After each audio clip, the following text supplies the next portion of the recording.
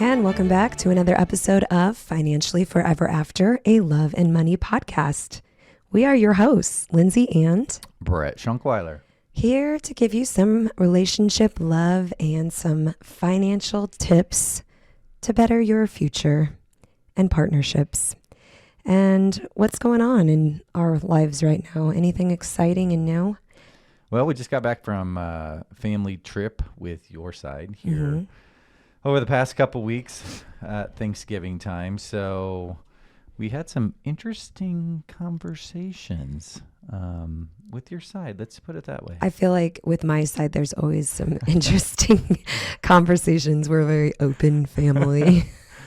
Some families are very like, oh, we can't say that in front of our family. But in my defense, it came out much worse than it was supposed to. Yeah, we found out a little bit about your brother's lizard. No. I'm not sure that I wanted to find out about his lizard. So. Okay. Let's rewind here. So so how it began, my sister-in-law has been dating my brother, since she was, I think 14 or 15. It was really young because she's a couple of years younger than my brother. And my brother had this gecko lizard growing up. It was the gecko's name was Spotty the gecko lizard.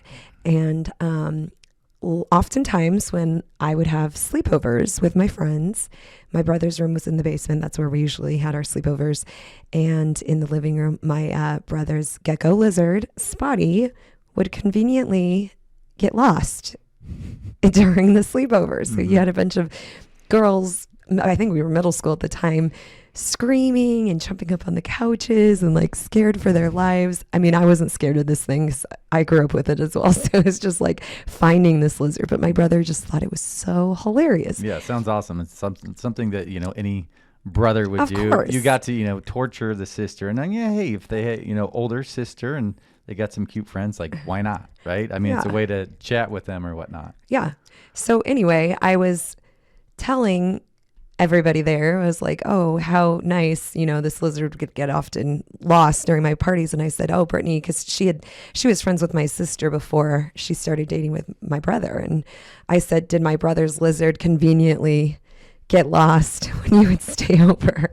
And it came out so much worse than it was intended to.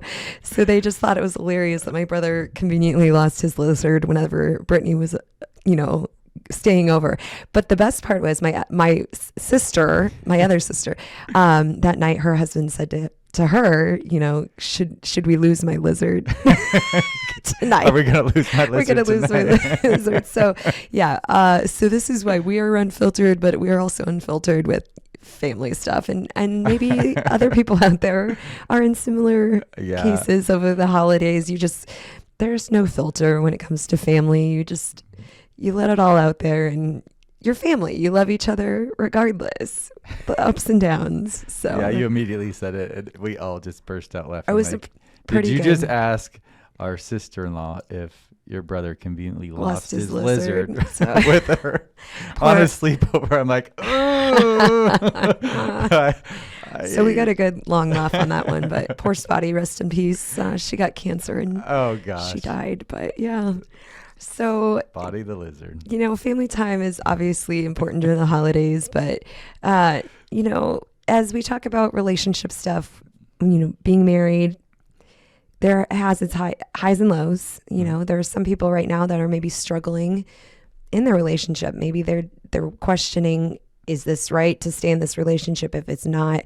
And it brought me up to the topic I want to talk about today, because I think it's an important discussion piece, because I do know people who are in these relationships right now that are really struggling. And, when you have kids involved, it's like, do we stay for the kids' sake, or do we divorce? Like, what would be better for the kids? Do you stay in a unhappy relationship where both sides, or maybe just one side is unhappy, the other one might be perfectly content with how things are going, or maybe you're both unhappy, but you want to stick it out for the kids. And I wanted to specifically ask you, because you're obviously a child of a divorced parents. Mm-hmm. Now you're in a little different situation because you were in college when this happened. But what do you think? Do you feel that people should stick it out, write it out for the kids? Or do you think that some cases it's better to maybe go your separate ways and show the kids that, we're actually better off being divorced than we are together? So, a little bit of background, I was once again in college at the time that this happened. My parents were married 25 years before they got divorced. I have an older sibling of 2 years, a younger one of 2 years, and then my youngest brother, he was kind of our surprise child. He is, 16 years younger than me. So I'm 41. Figure that out. 25. So, I thought he was 27, but yeah, well, you're a little behind there. But I know my math. Anyway, big picture, he was much, much younger, and he was still at the house and thinking through it like, all right, well, how tough was that on him? Well, it was extraordinarily tough to not have one parent there, but this is nothing that a lot of other families don't go through. I mean, what's the divorce rate right now? Half? Oh, yeah, at least. I think it's even higher now. I think it's above half. So that keeps going up and up and up, but you don't ever want people to be unhappy, right? But as a child, you don't think that. You think like, no, I don't want mommy to go away, or I don't want daddy to go away, or I don't want to see him only half the time, or sometimes maybe even less than half the time. So I would say it's much different as an older child looking at it or being out of the house than what it would be a younger child, right? And still in the house. Because obviously as an older child, I like to think that it's much easier knowing that, hey, you're not there. You don't have to deal with it every single day. But as a younger child, like, you're in the trenches. You're in the trench. You can feel abandoned, by one parent. And that can be detrimental. That can be really, really hard on them. And, a lot of times they struggle in school. They might lash out. They might get in trouble. This is all normal stuff that they go through it's kind of like grieving, honestly. It's kind of a grieving process. You're losing a couple full-time parents. They're there. I mean, they're still parents and they're still trying to parent, but not at the house. Right. At the same time. So, for me as an older person or older adult, I'd like to say that, you always want everybody to be happy. And if they're not happy, then maybe it is time to go their separate ways. But when you're in the trenches and you're dealing with that as a child, man, you just want nothing but them to be together. And you're like, well, what could I do? Was it me? Is there anything that I did wrong? What can I do to get them back together? Or maybe if I create this date for them, or if I, and it's nothing you can do. I mean, there's nothing you can do as a child to get them back together. Right. And it's not the child's responsibility. Yeah, at the end of the day, the adults are the adults. So we are going to talk about more divorce on the future episodes, but today I want to talk about staying in a relationship, even though maybe it's a toxic relationship, maybe it's just an unhappy relationship. So I found this information on Very Well Mind online, and it says that staying in a relationship, sometimes one or both parents can have codependency. And I feel like in divorce this can happen as well. But codependency is basically, you have this time to, like, I don't know, you're depending on your kids to kind of be your person that you're going to with your issues. You're scared, you're worried, you have anxiety, maybe you're angry at your spouse, so you use your child as that person that that's your confidant, whereas it should be your spouse. So I think that can be very detrimental to a child growing up if they're seen as the almost like best friend or spouse when they shouldn't be. They shouldn't be having to feel or hear about the struggles the parents are going through. That's something you should probably shield from them, especially if they're younger. Like you mentioned, you were older at the time, but I feel even we were dating at the time. You had a lot on your shoulders because your parents used you as the person they ran to when they were having issues. Well, this person did this, or this person said this, and that can't be healthy either. No, I mean, and it happens all the time. Kids get put in the middle, and one parent will try to bash the other one, and the other parent bashes you, and it's best for the parents to just have a different outlet, have an outlet that they can go to, maybe a friend, a best friend that they might be able to share that with, that they can trust, and that they're not just going to bash that other person as well. Say, hey, well, from their perspective, they might do this and this, so I would really try to focus on X this next time.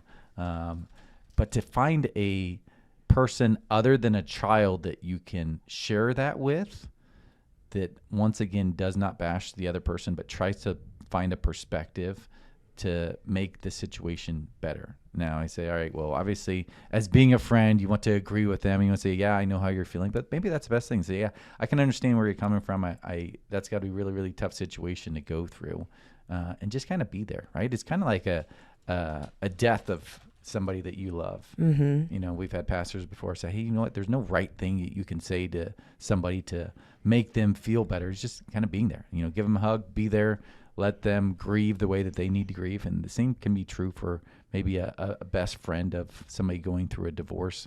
But I think having an outlet other than a child, or trying to make the child pick or choose one way or the other, that can be very, very detrimental to the child. And you don't realize that how big of an impact that's actually making on that particular child, because you're trying to feel better yourself as being that adult. You're like, you know what, you I'm want getting that alliance with, you know, your child, whereas you're kind of pitting the child against your spouse. That you're just like, here's why you should choose me. Look what this person has done. And that's not healthy. No, that is not healthy for the child in any capacity. And you as a parent, it's my belief that you're trying to, or you should try to shield your child from negative situations like that, not put your child in the middle of that. It's almost like putting your feelings aside for your child, or putting your child's feelings above your own. And I feel like if you're especially a narcissistic personality, sometimes that's a struggle for people who only see what they're going through, and they're blinded to everyone around them. That can be a real struggle if you're growing up with a parent like that, where they just don't care. They want you to know what's going on. They want you to feel sorry for them. So that can be a real struggle. So even in divorce, I feel like a lot of times people can have those alliances where it's like, if it's a nasty divorce, you know, I want the alliance of my child. I want them to see, like, here's why you should not be mad that we're divorced, because this parent did this, or this parent is doing this. And, you know, it's just that tug of war with your child, and it's just so damaging to them. So that's definitely one of the negative consequences for staying together for your kids. But again, with divorce, if it can be a nasty divorce, those alliances could happen as well. And then the last thing I wanted to touch on with staying together is the poor modeling of a healthy relationship. So say that you're sticking it out for the kids, but they never see you together. They never see you laughing. They never see you cuddling. They never see you holding hands. They see maybe arguments all the time. You're nitpicking, arguing, and there's no peace. That could also be very damaging for a child. So those are just some of the things to think about, especially around the holidays. You know, some people are in miserable or unhealthy relationships. Just a couple things to think about as we're getting together with family and thinking about our children. Some important things as far as staying together. Yeah. What do you have for us for finances today? I felt like I was a Debbie Downer with that topic, but it's just so, I mean, honestly, it's a lot of people are struggling with those things right now. And while we try to be lighthearted and fun sometimes with some of our quirky terms, there are people that are really struggling with their relationships right now. So I think it's good to touch on it. But what do you got for us? Well, you know how to overcome a relationship issue. You got to duke it out. Oh. So you got to duke it out. Is that why you have the black eye today? That's why I have the black eye. See if you can get a close-up on that eyeball. I kind of put makeup on it to see if we could get rid of it. But I'd have my makeup artist work on it today. It's still there. I had somebody ask me, a clerk at the grocery store, she's like, did you get in a Thanksgiving Day argument with somebody? Like, yeah, it got political. We just duked it out over the turkey. I was like, you should have seen the size of this gal. I'm just kidding. Basketball, elbow to the eye, basketball. So that's old what it man was. Basketball. But thinking of that, I was like, you know what? I got a black eye today. So everybody watching on YouTube can see that. But thought we'd talk a little Mike Tyson. Ooh. A little Mike Tyson. After the big fight that was not exciting at all. So yeah, the Mike Tyson, Jake Paul fight that was on Netflix here a few weeks ago. Not entertaining. Let's be real. No, it was such hype, and then it was such a disappointment. Our Netflix isn't streaming very well. We were all getting mad, and then it was just like, that's it. The women fighters were actually way more entertaining. They lit it up. They were amazing. Yeah, they went out, and the one that didn't win obviously got completely screwed over. She did, yeah. Such a crap. Yeah, it was a very, very good fight, though. But anyway, so a little bit background on Mike Tyson. I don't know if you knew this, Linz, but Mike Tyson, historically speaking, he is the perfect example on how to not spend your money. Okay, so from age of 17 to roughly age 37, so over 20 years, Okay. he made approximately $400 million. Wow. $400 That's a lot of million. money. So, however, he somehow found his way to be bankrupt. Well, I wonder why. What was that movie, The Hangover? He bought like a tiger and No, that yes, that was Mike Tyson. He that had a was Mike tiger. Tyson. But okay, so He spent money frivolously. Frivolously. Is that right? frivolously. There you go. Yeah, that's tough. It's a tough word. So, do you know how Mike Tyson got those tigers? Or actually, do you know how many tigers Mike Tyson actually owned at one time? All at once? All at once? It's Mike Tyson. I feel like he would go big. Maybe like 10. No. That's too many? Not 10. Okay, fine. 4? 4. Okay. No, 3. Oh, okay. He had 3 Bengal tigers. Okay. So For what purpose? Just because he wanted them? yeah, we wanted them. I mean, why not? Right? Okay. So ask how he acquired them. How do you think? I feel like I've heard this story before. Like he got it from like what were those tiger guys that were in Las Vegas?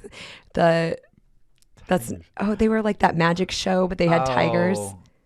Robert. No, I cannot think of their names right now. Ebert is something No, like that. not that's like the movie critic. They were like those guys with the long hair. One's a real big guy and one's a shorter guy. I don't know, but Yeah, I that's know. not how Can't he think. acquired these tigers. No. Okay, Now you got me thinking. Who's I know. Well, it'll come to us later. So anyway, he acquired the tigers while he was in prison, trading cars with a friend who owed him money. He paid around. Wait, did he go to prison for biting the other guy's ear? Is that why he was in prison? Probably for the bankruptcy. Oh, okay. I don't know. I actually look up why he went Oh, to prison. okay. I'm assuming the bankruptcy, Okay. but Okay, important. anyway, Tyson paid around roughly $71,000 for the tigers. Wait, so if he's in bankruptcy, how That's did a he good afford question. I don't these know. tigers? But one of the tigers, named Kenya, slept in Tyson's bedroom. Of course it did. Said what happened to him? They had to give up the tigers after one of them tried to eat a neighbor's dog. Oh my gosh. Okay, well, I mean, tigers got to eat. That's bad. I love dogs. I shouldn't. Scratch that. So the tigers are now. I'm surprised he didn't eat his hand off. It said they're now living in the sanctuary. I don't know if they're Okay. still alive or not. Oh my gosh. That story came out. But anyway, so it says, how did he blow through roughly $40 million? So he reportedly had a $400,000 a month lifestyle. That's a huge lifestyle. Yep. So it says from 95 97, he spent over $9 million legal fees, $230,000 on pagers. Do you remember the Pagers, like the beep beep beep, like doctors had them. I think they still do. Doctors still have pagers. I don't think so. Like that's where they get notifications. I have no idea. I've never had to use a pager before. I always thought they were so cool. But why you guys spend $230,000 for good. what purpose? I have no Was idea. one not work? Yeah, apparently. I don't know. Let's see, $410,000 in cell phones. Excuse me, $230,000 in pagers and cell phones, and then a $410,000 birthday party. That is quite the birthday bash. I want to kind of go to That's that. like though, I think the Kardashians spend more than that on their birthday bashes. Well, I mean, we're talking back in '97. Yeah, that's true. So, I mean, that's a long time ago. That's a lot of money back then. Yeah. So, in June of 2002, he owed $8,100 to care for $8,100 to care for his tigers and $65,000 for his limo. So, all right. So, at one point in time, on his $23 million in debt that he had, he owed the IRS $13.4 million. The British tax authorities $4 million. 7 law firms were owed more than $600,000. Financial manager $500,000. Music producer $450,000. And one of his former trainers who sued to repay debt of about $800,000. Who did he bite his ear off? Evander Holyfield. He didn't owe him any money for biting his ear off? I don't think so. What? Are you kidding? I don't know. No, not even paying for the plastic surgeon I mean, doctor? they said it had like lots of legal fees. That I mean, is maybe that is insane. part of his legal Okay. fees. So tell me why you were bringing up debt with Mike Yeah, okay, so a Tyson couple of today. things. Googled his debt prior to the Netflix fight, and it's around about 10 million. He's still in debt. Well, his net worth because he did the movie like The Hangover, right? Or The Hangover So 2. he He was in got Hangover. paid for that, He was right? in Hangover 2. Yeah. Yep. But right now he says his assets were about 10 million. However, how much do you think he made on that Netflix fight against Jake Paul? Oh gosh, probably a good chunk. What's a good chunk? 15 to 20 million. Yeah, he made about roughly 20. Now, Netflix is saying, all right, we can't tell you the exact amount, but it's roughly, they're Right. projecting around about 20. So he was 10 million in debt and he got paid 20 million. So Yeah, he's so- sitting in the green now he should be for another month and No, that'll he, be had 10 good. million, he had 10 million in the positive. So Oh, I don't know what he okay. did to pay off his debt. Okay. But, right now. So he might be popping up in more of these fights to Or pay may- more debt. I don't think anybody wants to see that. No. 50. I was thinking, I was like, you know what? I am not in boxing shape by any means. But No, you watching Mike Tyson, Yeah. I'm like, all I do is gotta stand and dance around a little bit. Got to avoid the punches. Let's be real. Probably one of his punches, I'd be. He would knock more you than out. one black Yeah, I was eye. gonna say you would be TKO.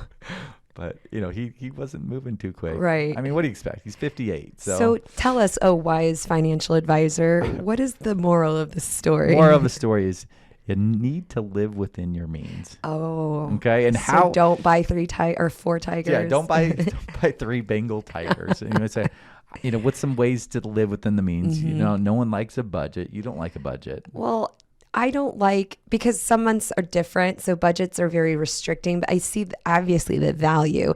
And I would say we don't have a set number, but we have an idea of like, we're not going to go over a board. Obviously it's the holiday season, that's different, but like on a month-to-month basis, I think we're pretty groceries, obviously extracurriculars. Sometimes we'll go on a trip, but for the most part, I think we stick pretty much to. We're not going out to eat every night by any No. means. No.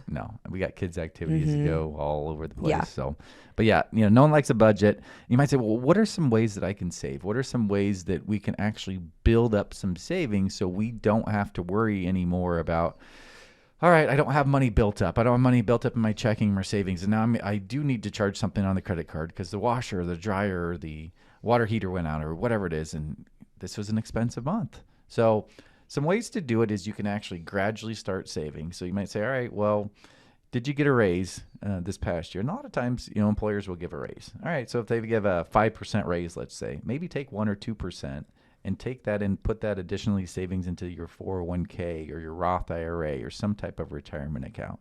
Now, Lindsay, I'm going to quiz you here. Oh gosh. We did Roth IRAs in a past episode. What does a Roth IRA do? Oh gosh, she's like, I only had to know that time. Nope. I'm like literally in one ear and out the other that same day.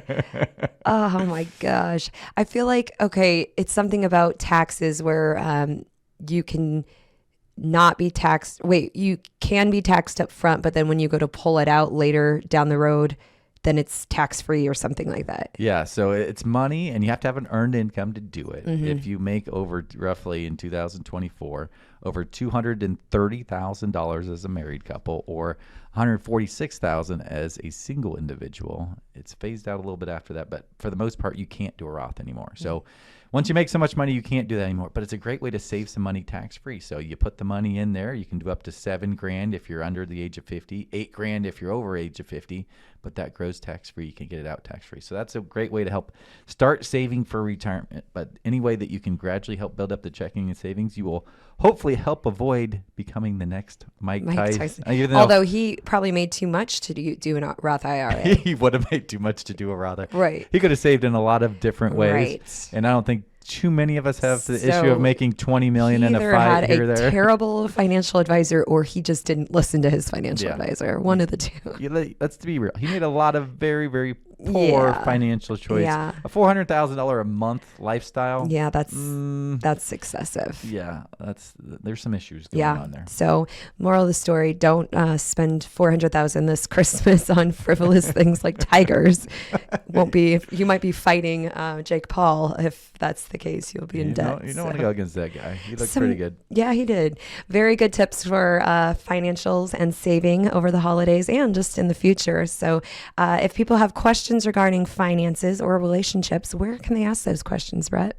Well, they can go to shrunkweilerfinancial.com. But big picture, if you want to check out more in regards to these podcasts, go to financially 4. Don't forget the 4. Financially, the number 4, everafter.com, where you can find us on Spotify and Apple Podcasts. And Instagram and Facebook. Ooh, hot dang. Look at all of our stuff. And Twitter. We are everywhere. Do we tweet? Everywhere they want to be. It's not Twitter anymore. Or not Twitter. X. Yes, X. We do that. Okay. The X.